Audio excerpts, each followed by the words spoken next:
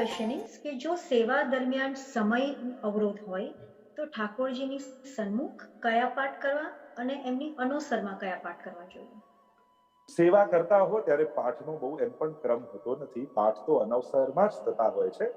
સેવા સમયે તો આપણે ત્યાં કીર્તનની પ્રણાલિકા છે કે જ્યારે સેવા કરતા હોઈએ ત્યારે પાઠનો આગ્રહ નહીં રાખો, ત્યારે આગ્રહ રાખો કીર્તન, અને પાઠ અનવસરમાં થાય. એટલે કે યા પછી ભોગ આવ્યા હોય ને ટેરો આવ્યો હોય, બને તો આરોગવાના કીર્તન જ ગાવા જોઈએ, પણ તમને કીર્તન નથી ગાઈ શકતા અને તમને એમ થાય કે મારે પાઠ પણ ભેગા કરવા છે, તો જયારે ટેરો આવ્યો હોય ત્યારે આપણે એકદમ યમનાષ્ટક છે, કૃષ્ણાષ્ટક છે, અને ટેરો હોય તો પછી નવરત્ન સિદ્ધાંત શા પણ કરી શકીએ, અને ટેરો ન હોય ત્યારે યમનાષ્ટક સર્વોત્તમ ગુણગાનના પાઠ કરવામાં આવે, અને ટેરો હોય ત્યારે ઉપદેશાત્મક પાઠ કરવામાં આવે. તો એક તમે જયારે ભોગ આવતા હોય એવા સમયે તમે આ પાઠનો ક્રમ લઈ શકો છો. પણ બને તો એવું ક્રમ રાખવું જોઈએ કે સમય કીર્તન ગવાય, અને રાતના જયારે સત્સંગ કરવા કેમ બેસો તમે, ત્યાં પછી તમે જતા હો અને સેવા પહોંચ્યા પછી અનવસરમાં ટાઈમ રહેતો હોય ત્યારે તમે પાઠ કરી લો. પણ બને તો યમનાષ્ટક, કૃષ્ણાશ્રય અને સર્વોત્તમ આ 3 પાઠ તો વૈષ્ણવે અવશ્ય કરવા. આગળનો ક્વેશ્ચન છે કે ગ્રહ સેવા અને હવેલી સેવાનો તફાવત શું છે, અને શા માટે કેટલાક વૈષ્ણવો માને છે માત્ર ગ્રહ સેવા મહત્વપૂર્ણ છે અને આપણે હવેલી માટે જવું, તેમાં ફાળો આપવો, તેમાં ભાગ લેવો એ ઉચિત નથી? તો આપ સમજાવવા વિનંતી કરશો. એટલે સેવા બાબતનું પૂછ્યું છે કે ગ્રહ સેવા ઉત્તમ કહી શકાય કે ઠાકોરજીની આપણે જે 2 પ્રકારની જેમ સેવાની વાત કરી, પણ આપણે ત્યાં કોઈ એવો ક્યારેય પણ કોઈ ગ્રંથમાં ઉલ્લેખ નથી કે ગ્રહ સેવા અને હવેલી સેવા 2 પ્રકારના કોઈ ઉલ્લેખ નથી. આપણે ત્યાં સેવા શબ્દ છે, અને સેવા કૃત્ય ગુરુરાજ્ઞા એમ કહ્યું છે, અથવા કૃષ્ણ સેવા સદા કાર્ય એમ કહ્યું છે. પણ કૃષ્ણ હવેલી સેવા, કૃષ્ણ ગ્રહ સેવા ગૃહે સ્થિત્વા સ્વધર્મતઃ એમ કહ્યું છે ભક્તિવર્ધનીમાં મહાપ્રભુજી. આ તો હમણાં 20-25 વર્ષથી એક નવી વિચારધારા કંઈક ઊભી કરવામાં આવી કે હવેલીની સેવા જુદી, ઠાકોરજીની સેવા જુદી. તો આવા ઠાકોરજીમાં જે ભેદ જોવાની વૃત્તિ છે ને, એ જ સૌથી પહેલા આપણે સુધારવાની જરૂર છે. હવેલી અને ઘર, જો ઘરમાં પણ તમે ક્યાં ઠાકોરજી ક્યાં બિરાજે તો કે મંદિરમાં, અને મંદિરમાં જ જાઓ છો તમે બી, ઘરે પણ મંદિર જ છે. જ્યાં પ્રભુ બિરાજે એ મંદિર, આપણે મંદિરને હવેલી કહીએ. તમારા ઘરમાં હવેલી ક્યાં છે તો તમે હાથ પકડીને ક્યાં લઈ જશો? જાઓ છો તો હવેલી જ. પેલા ત્યાં વલ્લભકુલે પધરાયા છે, અહીંયા પણ તમારા વલ્લભકુલે પધરાયા છે. ત્યાં પણ જે રીતે પુષ્ટાવવામાં આવે છે, તમારા ઘરે પણ એ રીતે પુષ્ટાવવામાં આવે છે. એ જ મંત્રો છે પુષ્ટાવવાના. અને એટલા માટે જ્યારે એવી વાત ભક્તિવર્ધનીમાં આવી કે ગૃહે સ્થિત્વા સ્વધર્મતઃ, એટલે કે ગ્રહમાં રહીને, એટલે કે ગૃહે ગૃહસ્થાશ્રમે, ગૃહસ્થાશ્રમમાં રહીને સેવા કરવી. ઘર એટલે કે ઈંટ પથ્થર ચૂના દિવાલનું ઘર નહીં, ગૃહસ્થાશ્રમમાં એટલે કે સંન્યાસ લઈને નહીં. આપણે શું કરી દીધું છે, ઘરનું ઓપોઝિટ શબ્દ હવેલી બનાવી દીધું છે. તકલીફ ત્યાં થાય. જેમ દિવસનું ઓપોઝિટ કોઈ એમ કે વર્ષા ઋતુ થાય તેવું દિવસનું ઓપોઝિટ રાત થાય. ગળ્યાનું ઓપોઝિટ ફીકું, તો આપણે એમ કહીએ કે ગળ્યાનું ઓપોઝિટ ફીકું ના, કડવું થાય. તો જેનો વિરોધી શબ્દો એ જ થાય ને. તેમ ઘરનું ઓપોઝિટ હવેલી ના થાય, ઘરનું ઓપોઝિટ વન થાય, જંગલ થાય. કે જે એ સમયમાં સંન્યાસની પરંપરા હતી કે લોકો ઘર છોડી સંન્યાસ લઈ વનમાં જઈને વાનપ્રસ્થ જીવન જીવતા. તો કે વાનપ્રસ્થમાં આ સંભવ નથી, સંન્યાસમાં સેવા સંભવ નથી, અને સંન્યાસમાં તો તમારે બીજાને ડિપેન્ડ રહેવું પડશે જીવવા માટે. તો સેવા કઈ રીતે કરી શકશો? અને એટલા માટે કહું ગૃહે ગૃહસ્થાશ્રમે, ગૃહસ્થાશ્રમમાં રહીને સેવા કરવી, એટલે કે ઘરમાં પરિવાર સાથે રહીને સેવા કરવી. પછી ઘણી વાર લોકો સિદ્ધાંતના અતિરેક કરતા, ઘણી વાર યુટ્યુબ પર ક્લિપો સાંભળીને, ક્યાંક પુસ્તકો વાંચીને એટલી બધી જડતા જીવનમાં આવી જાય કે મારા ઠાકોર હું તો કોઈને બતાવું નહીં, હું તો કોઈની સાથે પધરાવું નહીં, ને કોઈની સાથે બિરાજમાન નહીં કરું. તો ગ્રહ સેવા છે, કારાગ્રહ સેવા નથી.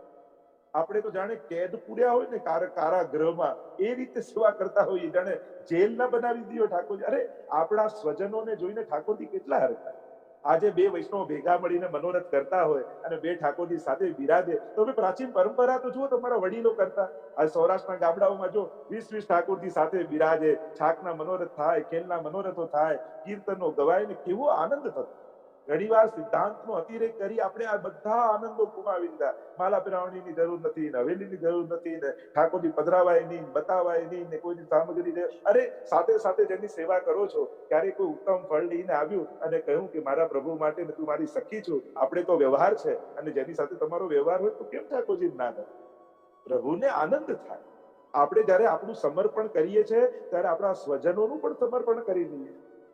પછી તો કે મારા પતિનું ના લઉં, પછી કે આનું ના લઉં, અને પછી ક્લેશ અને ઉદ્વેગ નાના સિવાય બીજું કાંઈ થતું નથી. અને એટલા માટે આવા ભેદ પાડવાની, ઘરમાં આપણું નિકુંજ છે અને હવેલી આપણું નંદાલય છે. ઠાકોરજી કૃપા કરીને ગોપીઓની કુંજમાં પધારતા, એ આપણું ઘર, એમાં બિરાજતા. એટલે શું કહીએ? પાટોત્સવ. ઠાકોરજી જન્મોત્સવ કહીએ છીએ, પાટોત્સવ કહીએ છીએ. જન્મોત્સવ તો જન્માષ્ટમી જ ઉજવીએ છીએ. ત્યાં તમારા માટે પ્રગટ્યા નથી, પણ તમારા પર કૃપા કરવા તમારી નિકુંજમાં ઠાકોરજી પધાર્યા છે. અને જે દિવસે પધારે એ તમારો પાટોત્સવ છે.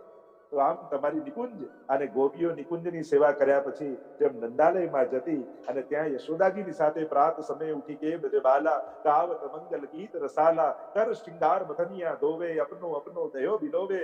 ઘણી રીતે લીલામાં પણ વર્ણન સુંદર હરિરાય મહાપ્રભુજીએ કર્યું. કોઈ માળા ગૂંથીને લાવે, સકલ સાજ લાઈ અહીરી, અને સકલ સાજ લઈને જાય, શિંગાર લઈને જાય. તમે 84 વૈષ્ણવની વાર્તામાં તો વાંચો છો કે પેલા ગદ્દલ મોકલાવતા, ભેટ મોકલાવતા, નાગજી ભટ્ટ સોના મોરો લઈને મોકલાવતા, શ્રીનાથજીની ભેટ લેવા માટે પેલી પરેની વાર્તા, ત્યાં જતા.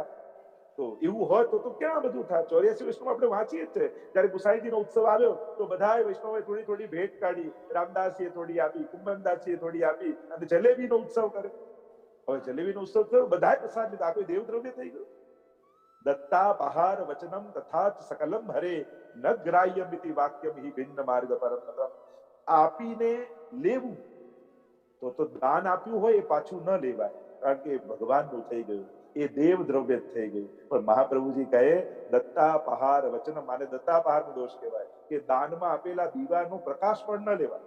દત્તા પહાર વચનમ તથા સકલમ હરે ન ગ્રાહ્યમિતિ વાક્યમ હિ ભિન્ન માર્ગ પરમ. આ તો બીજા માર્ગની વાત છે. આપણે ત્યાં દાન નથી, આપણે ત્યાં તો સમર્પણ છે, એનું જ છે, એને ધરીએ છે અને પ્રસાદ રૂપે આપણને પાછું આપે છે. અને એટલા માટે કોઈ પણ મિથ્યા વાતોમાં ન આવતા, કારણ કે આ બધી વાતોમાં અટવાયા તો ભાવ જતો રહેશે, આનંદ જતો રહેશે, વૈષ્ણવની સાથેનો લગાવ જતો રહેશે, વલ્લભકુલ સાથેનો ઉત્સાહ જતો રહેશે. અરે ભાગ્યશાળી હોય એને નિકુંજની પણ સેવા મળે અને નંદાલયની પણ સેવા મળે. આનાથી મોટું સૌભાગ્ય. હા, તમે અષ્ટયામ સેવા કરતા હો સવારથી રાત સુધી અને સમય તમને ન મળતો હોય અને તમે ના જાઓ બરાબર છે, પણ હવે કરો છો કલાક અને આખો દિવસ લૌકિક ચર્ચા અને લૌકિક વાતો ના કરવા કરતા જો ગામમાં હવેલી હોય અને હાથ પવિત્ર કરવા જાઓ તો આનાથી મોટું કોઈ સૌભાગ્ય નથી. ઠાકોરજીએ કૃપા કરી અને તમને જો હવેલી ગામમાં આપી હોય તો અચૂક એનો લાભ લેવો જ જોઈએ. જો અમારું મેરીલેન્ડમાં શ્રીનાથ ધામ, કેટલા લોકો આસપાસની વર્જિનિયાથી અને મેરીલેન્ડથી બધા વૈષ્ણવ ત્યાં જઈ અને સુંદર સેવાઓ કરે છે અને આવો લાભ વૈષ્ણવ લઈ રહ્યા છે. તો સૌભાગ્ય માનવું, ક્યારે પણ આ બધી વાતોમાં અટવાવું નહીં, કારણ કે અટવાશો તો ખોવાઈ જશો, ભટકી જશો અને તમારો બધો આનંદ જ જતો જશે.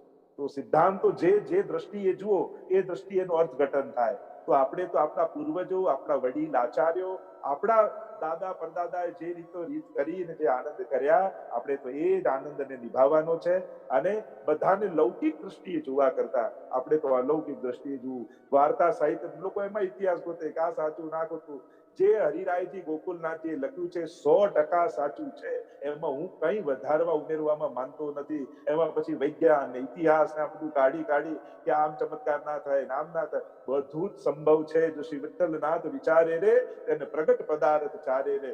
કેમ સંભવ નથી? શ્રી મહાપ્રભુજી કૃપા કરે તો આ બધું જ સંભવ છે ને, બધું થયેલું છે, બધું સત્ય છે. અને એ રીતે સ્વીકારીને માર્ગમાં આગળ વધશો ને તો શુદ્ધ પુષ્ટિ ભાવ મનમાં સચવાયેલો રહેશે.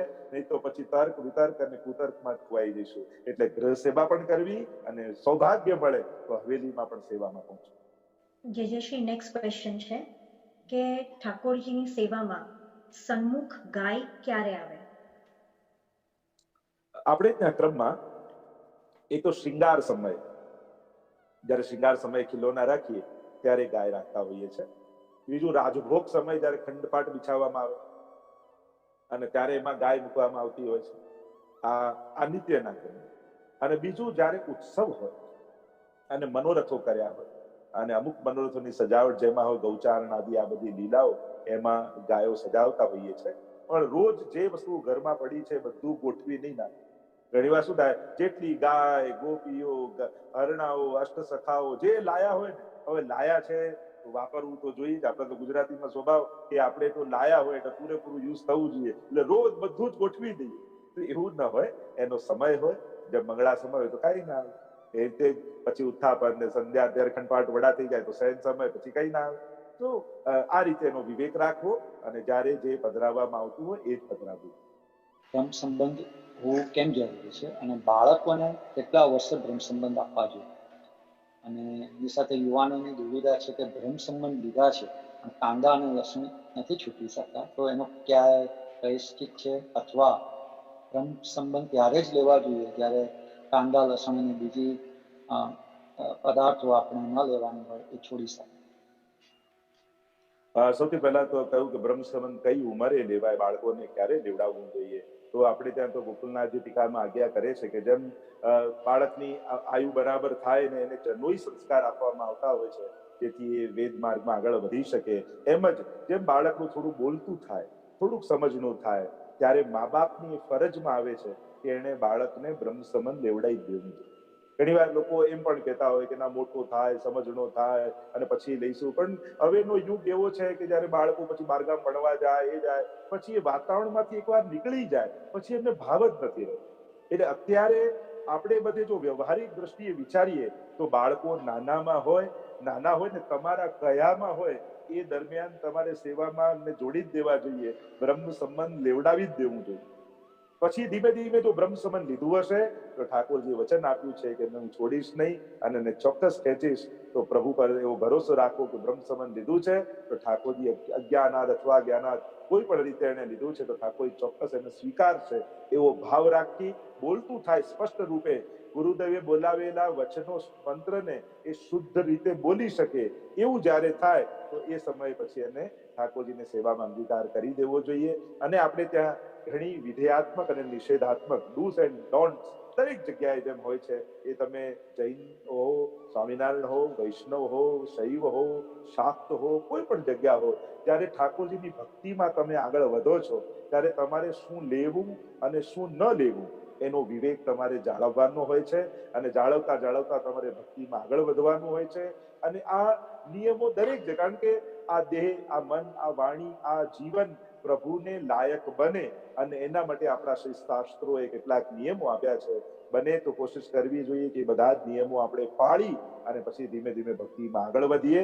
અને આપણે સંકલ્પિત રહેવું. જો ઘણી વાર બહુ જ ઉત્તમ થવાના પ્રતીક્ષા કરીએ છીએ તો આખું જીવન ઉત્તમ થવામાં જ રહી જાય છે. એટલે હું એમ માનું, સારું કરવા લાગો તો ખરાબ છૂટવા લાગશે, પણ ખરાબ છૂટે ને પછી કંઈક સારું કરીશ એવી પ્રતીક્ષા કરશો ને તો જીવન જ ખરાબ છોડવામાં જતું રહેશે. એટલે શરૂ કરી દો સેવા, સત્સંગ એ બધું. અને પ્રભુ જ રૂપ મુરારીદાસ શિકારી હતા, લોહીથી ખરડાયેલા વસ્ત્રો છે, પક્ષીઓ લટકે છે મરેલા, અને મહાપ્રભુજી પાસે જઈને કહે છે શું હું બ્રહ્મ સંબંધને લાયક છું, મને ઠાકોરજી મળે? તો વિચાર કરો, આજના સમયમાં આવી હાલતમાં કોઈ હવેલીએ ઘૂસવા આવે એને કોઈ વૈષ્ણવે ઘૂસવા? પણ મહાપ્રભુજીને ગુસાઈજીની કરુણા તમે જુઓ. એ યવન રસખાન હોય, એ મોના ભંગી હોય, કે રૂપ મુરારીદાસ શિકારી હોય, કેટલી સહજ વાતાવરણ હશે કે એ સમય સીધા ગુરુ પાસે જઈ શકતા. અત્યારે તો બે ચાર જણા પકડીને એને સીધા બહાર જ લઈ જાય. અરે તું જે બોલતો નહીં, તને આવડતું નથી, તું વાત કરતો નહીં, પેલો ક્યાં શીખવા જાય? આવા તો જે જીવ જાતિ હોય કોઈ રે તેને તત્ક્ષણ સર્વે સુખ હોય રે. કેવો પણ જીવ કેમ ન હોય, શરણે આવવા માંગે તો એને સ્વીકાર. પુષ્ટિ માર્ગમાં શુદ્ધિ પછી સ્વીકાર નથી, પણ સ્વીકાર પછી શુદ્ધિ છે. જેવો છું જૈસે તેસો તિહારો શ્રી વલ્લભ.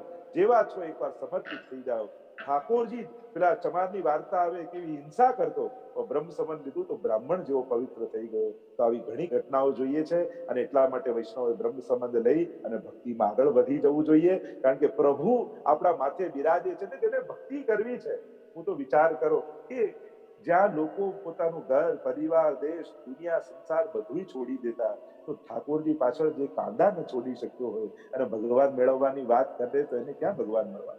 એક આવી નાનકડી જીવનો સ્વાદ ન છોડી શકે તો માણસ ભગવાન મેળવવાની વાત ક્યાં કરવાની? તો મૂળ વાત તમારી નિષ્ઠાની છે કે તમે ભગવાનને કાંદા કરતા વધારે મહત્વના ગણો છો, કે તમને કાંદા વધારે મહત્વના લાગે છે? તો જે મહત્વનું લાગે અને જે તમારું ઉદ્ધાર કરી શકવાનું હોય એને પકડવું, બાકી છોડી દો. શું ગિરિરાજજી અને શ્રીનાથજી ઠાકોરજી પ્રાકટ્ય સ્વરૂપમાં છે, અને છે તો એ કેવી રીતે શક્ય છે? ધારણા છે કે શ્રીનાથજી અને ગિરિરાજજીની વચ્ચે કમળ છે, તો એ કયા ભાવથી છે? હા, આપણે ત્યાં ગિરિરાજજી અને શ્રીનાથજી બંને પ્રગટ સ્વરૂપે બિરાજે છે. પ્રગટ એટલે કે જે આજે પણ સાક્ષાત શ્રી કૃષ્ણ સ્વરૂપે અનુભવ કરાવે એને કહેવાય પ્રગટ સ્વરૂપ. આપણે ત્યાં સર્વ સ્વરૂપો, કેવલ એ બે જ નહીં, મહાપ્રભુજી પણ પ્રગટ સ્વરૂપે છે, ગુસાઈજી પણ પ્રગટ સ્વરૂપે છે, યમુનાજી પણ પ્રગટ સ્વરૂપે છે. કારણ કે આપણો માર્ગ જ પ્રગટતાનો માર્ગ છે. આપણો માર્ગ ભૂતકાળનો માર્ગ નથી, આપણો માર્ગ ભવિષ્યકાળનો માર્ગ નથી, આપણો માર્ગ વર્તમાનનો માર્ગ છે.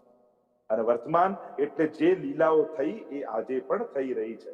અને એટલા માટે શ્રીનાથજી બાબા તો આજે પ્રગટ બધાને અનુભવ કેટલા લોકોને કરાવે છે. શ્રી ગુસાઈજી, શ્રી ગિરિરાજજી પણ આજે પણ પ્રગટ સ્વરૂપે કેટલા લોકોને અનુભવ કરાવી રહ્યા છે. આ એનું પ્રગટ સ્વરૂપ કહેવાય. અને બીજો પ્રશ્ન સાથે સંલગ્ન કર્યો છે કે ગિરિરાજજીની ઉપર મંદિરમાં એક રસ્તો છે, અને એમ કહેવાય છે કે જે શ્રીનાથજી તરફ જાય છે એટલે એની આધિદૈવિક ભાવના એ છે કે રોજ શ્રીનાથજી બાબા શયન કરવા માટે 6 માસ એ ગિરિરાજજી ઉપર પધારે છે. અને એ આ માર્ગથી થઈ નાથદ દ્વારાથી ગિરિરાજજી પર જઈને, એટલે ત્યાં શયનના દર્શન નથી થતા, કારણ કે શયન કરવા અહીંયા ગિરિરાજજીમાં પધારતા હોય. એટલે તમે જ્યારે શયનના દર્શન કરશો ને ગિરિરાજજીના, અને જ્યારે ટેરો ખુલે તો તમને એવા જ દર્શન થશે કે સવારે દર્શન કર્યા હશે તો મુખારવિંદ જ હશે ખાલી, પણ જ્યાં શયનનો ટેરો ખુલે તો એવા શૃંગાર થાય જાણે સાક્ષાત શ્રીનાથજી બાબા અહીંયા આવીને બિરાજી ગયા. તો એ શ્રીનાથજી બાબા નિત્ય નાથદ દ્વારાથી અહીંયા ગિરિરાજજી શયન કરવા પધારે છે. એના ભાવ રૂપે આ ટર્નલ આપવામાં આવી છે. અને ઐતિહાસિક દ્રષ્ટિએ જોવા જાવ તો જયારે યવન ઉપદ્રવ કરવા લાગ્યા અને મંદિરો તોડવા માટે આવ્યા અને શ્રીનાથજીએ પોતે આજ્ઞા કરી કે મારે અહીંયાથી પધારવું છે, ત્યારે એ રસ્તેથી થઈને શ્રીનાથજી બાબા પધાર્યા હતા. અને એટલા માટે ઉપરથી અંદરથી માર્ગ છે. પણ આપણે તો એ જ ભાવ રાખો, આપણે પ્રભુ સંબંધી દરેક વસ્તુમાં ઐતિહાસિક અથવા વૈજ્ઞાનિક દૃષ્ટિકોણ કરવા આપણે આધ્યાત્મિક દૃષ્ટિકોણ, આધિદૈવિક દૃષ્ટિકોણ રાખો. લીલાત્મક રૂપે પ્રભુની પ્રત્યેક ઘટનાઓ અને વસ્તુઓને જોઈ તો જ આધ્યાત્મિક માર્ગનો અનુભવ કરી શકશો. તમે જો લૌકિક થઈને ઐતિહાસિક કે વૈજ્ઞાનિક લઈને ગયા ને તો પછી તમારો આનંદે જતો રહેશે, કારણ કે પછી તમે કેવલ વસ્તુ અને પદાર્થને જુઓ છો, એ વસ્તુમાં રહેલા ભાવ અથવા લાગણીને નથી જોતા. અને એટલા માટે આપણે તો એ જ ભાવ રાખો કે આ માર્ગથી ઠાકોરજી નાથદ દ્વારાથી શયન કરવા માટે ગિરિરાજજીમાં પધારે છે. અસ્તુ.